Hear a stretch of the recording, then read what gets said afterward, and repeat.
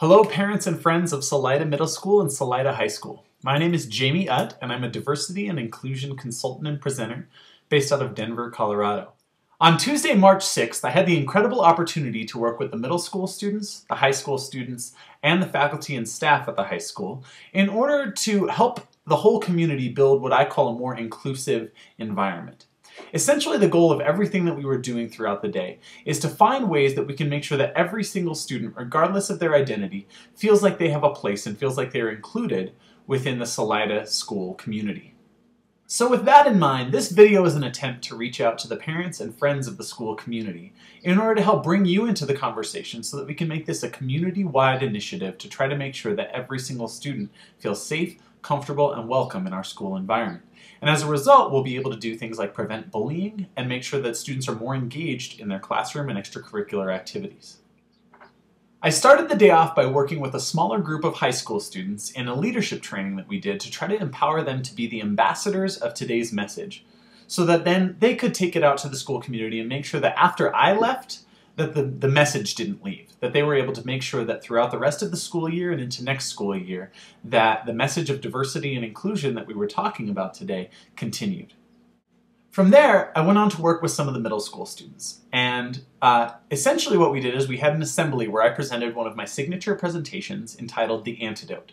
And in The Antidote, I tell some personal stories about my experience as a middle school student and some of the bullying that I experienced as a middle school student, and I empowered them to figure out ways that they can actually be the change that they want to see in their school and realize that they have the power to end bullying if they want it to end. Particularly, I talked about a student who approached me when I was in middle school and really helped me understand that despite the ways that I was being bullied, that I was okay, that I didn't need to worry about what other people had to say about me.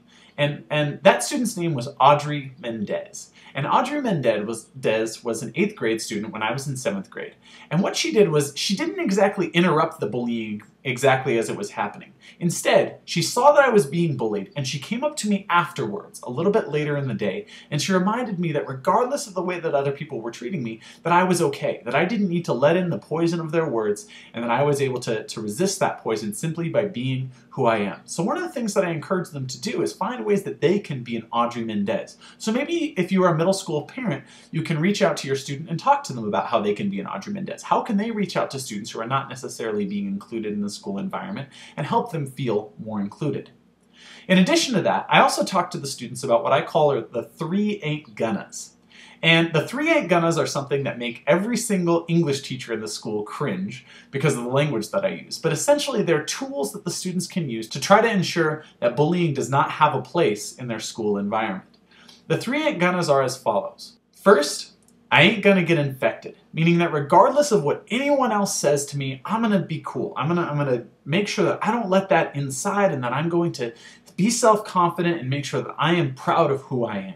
So that first one is really one that's just about self-affirmation and reminding yourself that regardless of what anyone's saying, that you're all right, that you're okay the way you are. The second of the 3 ain't gonnas is I ain't gonna spit poison. Meaning that I'm not going to put that poison off, the poison of bullying, the poison of terrible words off on any other person. Essentially, it's a challenge to the students that says, if you want bullying to leave your school environment, to not be a part of your school environment, then it has to start with you. You have to challenge yourself to not be the person who's going to hurt other people with your words and with your language. And the last of the 3 ain't gonnas is essentially a challenge to be an Audrey Mendez, which is I ain't gonna stand by. Meaning that if you see bullying going on in your school, or if you see people who are ostracized or pushed out to the margins of your school, that you're going to do something to make sure that they are included. You're going to reach out to them and talk to them after they were bullied, or if you feel that comfortable and confident to be able to do so, then you're going to interrupt the bullying as it's happening, and you're going to make sure that every single person has a place in your school environment. So again, if you're a parent of one of our middle school students, I encourage you to talk to the students about the 3 ain't gonnas and to ask them how they can incorporate these into their daily lives at school. After working with the middle school students, we had an all-student assembly for the high school. And during that all-student assembly, I presented my signature workshop entitled The Wall.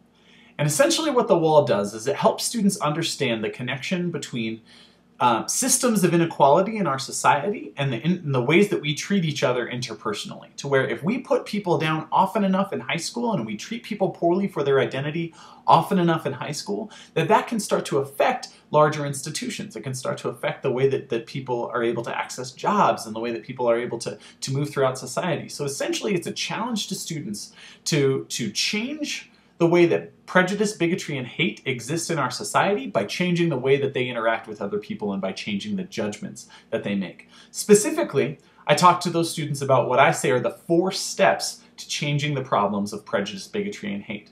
The first step is self-reflection, looking inside of yourself and thinking about what kind of judgments you're making about the other students in your school and the other people in your community. The second step is to keeping an open mind to what you find as you do that self-reflection, because a lot of times it's really easy to get defensive when you look inside and start realizing that you're not necessarily treating other people very well. The third step is education, looking at what's going on in the world around you and analyzing that, applying it to your own cultural context and figuring out what you can do to be an agent for positive change in your community. And then the fourth step is simply to change the judgments that you're making about the people around you in your community, is to work on modifying those judgments every single day. So if you're a parent of one of the high school students, I encourage you to talk to them about what the metaphor of the wall that I used is. I'm not going to tell you because I want you to engage with them and ask them what was the metaphor that he talked about when he was talking about the wall. And then I encourage you to ask them about how they can incorporate those 4 steps into their everyday experience at school.